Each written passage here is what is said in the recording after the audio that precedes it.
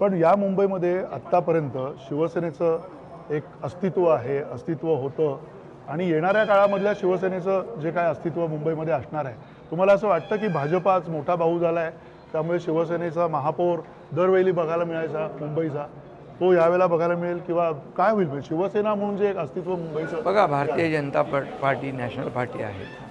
कितीतरी वर्षापासून ते काम करत आहे.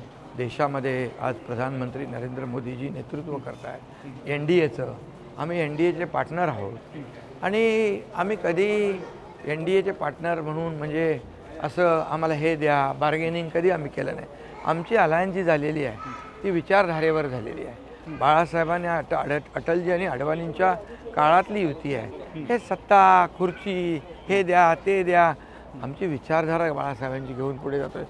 आमचं एकच आहे, या मुंबईमध्ये जे काही इतके वर्ष या मुंबईला फक्त सोन्याची अंडी देणारी कोंबडी म्हणून जे समजत होते, तो विचार आम्हाला बदलायचा आहे.